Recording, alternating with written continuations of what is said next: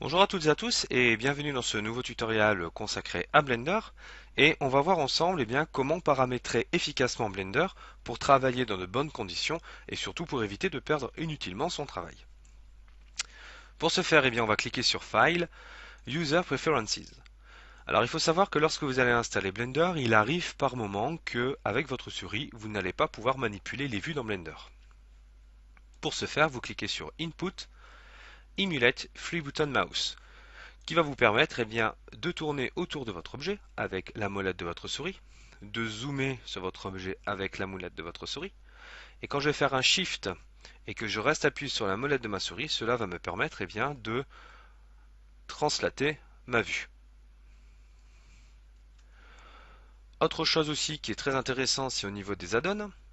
Au niveau des add-ons qui sont classés ici par catégorie, vous avez la possibilité donc de rajouter des plugins supplémentaires dans Blender. Je vais vous montrer un exemple flagrant et parlant. Lorsque je vais appuyer ici sur la barre d'espace, je vais tout simplement activer le moteur de recherche de Blender qui va me permettre par exemple de trouver des fonctionnalités, des utilitaires dans Blender si par exemple j'ai un trou de mémoire au niveau du nom ou bien même du raccourci qui lui est associé.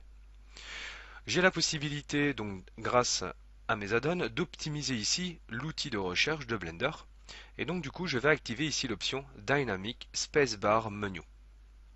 Et regardez la différence, lorsque je vais appuyer sur ma barre d'espace, je vais retrouver mon fameux moteur de recherche, mais ce que je vais surtout avoir ici, ça va être les différents utilitaires et fonctionnalités de Blender qui vont être rassemblés dans un seul et même menu. Ce qui va m'éviter d'aller me balader dans les menus du haut, dans dans les différents menus ici qui se trouvent dans ma barre d'utilitaire, etc. Donc cela va me faire gagner du temps, surtout si je travaille dans un milieu de production. Ça va me permettre de gagner très vite du temps, vous voyez, pour aller chercher mes diverses options et menus dans Blender. Vous avez la possibilité, donc dans File, de paramétrer la manière dont Blender va venir sauvegarder votre travail. Donc vous avez ici Save Version, c'est-à-dire qu'il va garder en mémoire deux versions de votre travail. Je vous conseille de le mettre au maximum.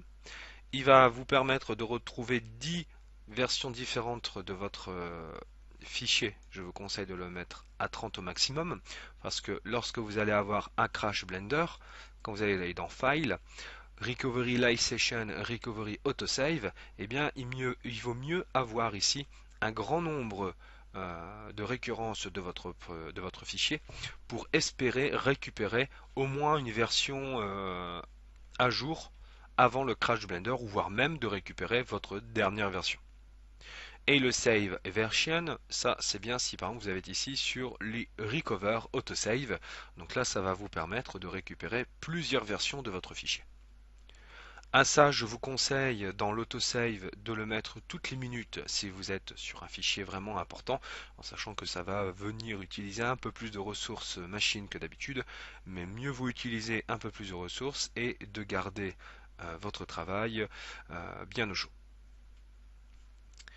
Autre chose aussi, regardez lorsque je vais appuyer sur la touche T et la touche N. N et T. Vous voyez, j'ai mon espace 3D qui est constamment redimensionné.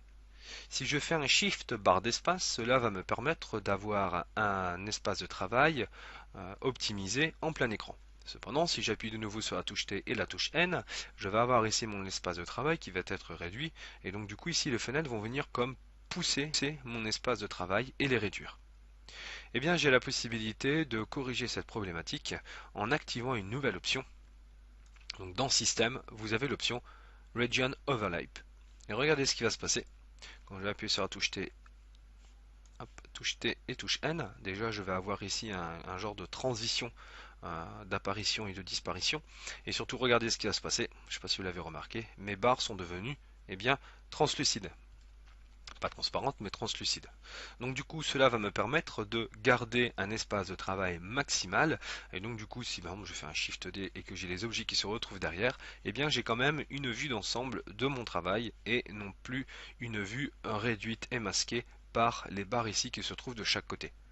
Si je fais un Shift barre d'espace pour revenir dans une version un peu plus optimale pour avoir mes outils, eh bien c'est exactement la même chose. Si je fais T et N, eh bien j'ai toujours mon espace de travail qui est gardé. Vous pouvez encore modifier le côté translucide de votre fenêtre dans Theme, 3D View, pardon, et Region Background. Avec l'alpha, j'ai la possibilité, vous voyez, de modifier la couche alpha de mes fenêtres et donc du coup de les rendre opaques ou translucides.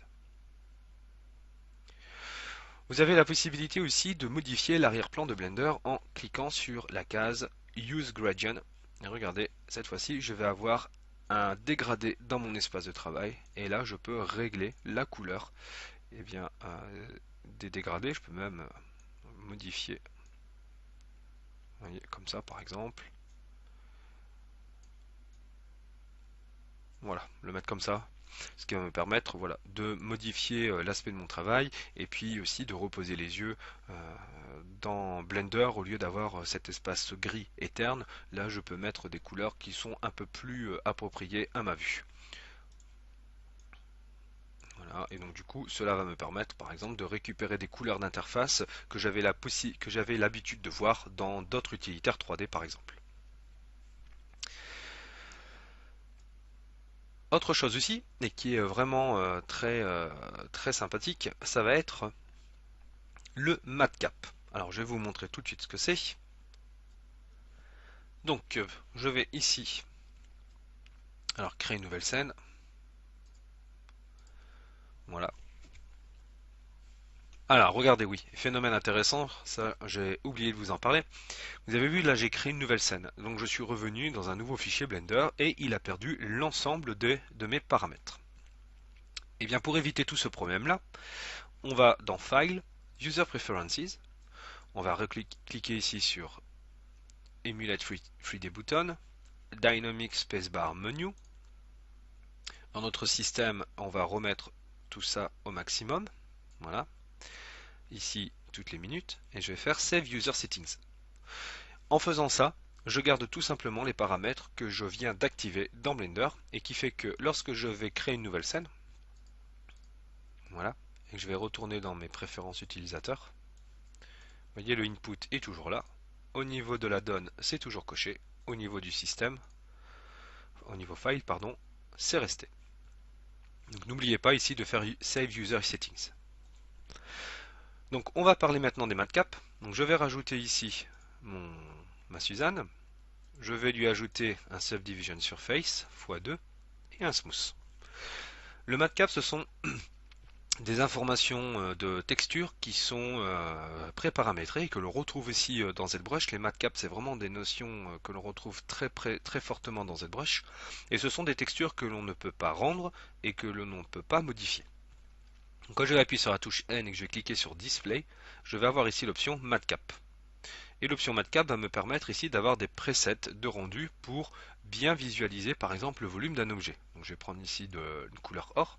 Et vous voyez ce qui se passe, j'ai bien la texture qui s'est appliquée sur mon objet et cela va me permettre de bien visualiser les volumes de mon personnage. Alors je vais prendre ici un fichier que j'avais déjà travaillé. Voilà. Je vais revenir ici en Object Mode. Je vais appuyer de nouveau sur la touche N. On va prendre Matcap. Et regardez, on va prendre une couleur un peu peau. Et là, vous voyez ce qui se passe. Eh bien, j'ai tout simplement un meilleur rendu de mes différents volumes sur mon monstre. Voyez. Et donc, du coup, cela va me permettre de bien corriger et de bien visualiser les volumes de mon personnage. Alors, si je clique ici, par exemple, sur un nuancier de gris, vous voyez, cela va me permettre de bien mettre en valeur les muscles, par exemple, de ma bestiole et de vérifier si j'ai pas des aberrations au niveau des proportions. Et ça, vous pouvez le faire comme ça de façon indéfiniment. Vous voyez, ça, c'est le gris que l'on retrouve dans Sculptris, par exemple. Vous voyez. Ici, on peut retrouver un peu la couleur que l'on a dans ZBrush. Et puis après, vous pouvez avoir d'autres nuanciers pour, par exemple, ici, bien mettre en avant la silhouette de votre personnage.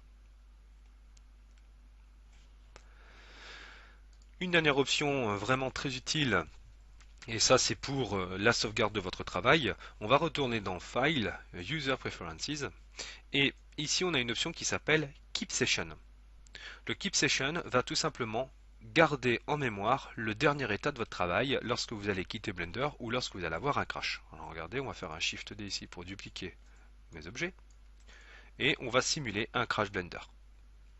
Voilà, Blender vient de planter, notre travail est perdu et là on pleure toutes les larmes de notre corps. Et donc du coup, eh bien, regardez lorsque je vais relancer Blender. Et ben non, notre travail est toujours là. Et ça, c'est une option super qu'on attendait depuis un bout de temps.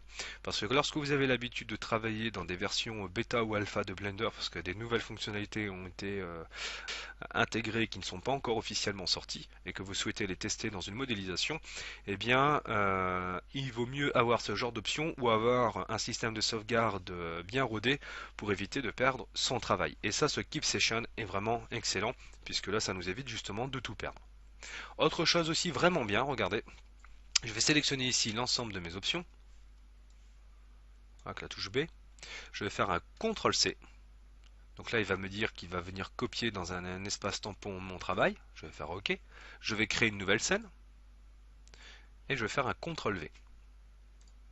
Et là automatiquement, eh bien il va garder, il va faire une copie de mon travail, ce qui va me permettre d'avoir plusieurs versions différentes dans différents fichiers. Et ça c'est vraiment top. Maintenant si je fais un nouveau fichier, et que je quitte Blender, regardez ce qui va se passer quand je vais le relancer. Je vais tout sélectionner, tout supprimer avec la touche X et je vais faire un CTRL V. Et là, tant que vous n'avez pas redémarré l'ordinateur, eh bien Blender va garder dans cette zone tampon eh bien, une copie de votre travail. Alors ça aussi, c'est toujours une option supplémentaire dans la sauvegarde de votre travail, dans la préserve de votre travail. Et ça, c'est vraiment très important lorsque vous êtes sur des fichiers assez volumineux et surtout lorsque vous travaillez en production ou que vous souhaitez aussi partager votre travail. Vous avez la possibilité de faire des copier-coller dans des fichiers différents. Je pense avoir fait le tour dans les options les plus importantes pour paramétrer correctement Blender afin de travailler dans de bonnes conditions. Je vous dis donc à très bientôt pour la suite des formations pour Blender. Ciao à tous.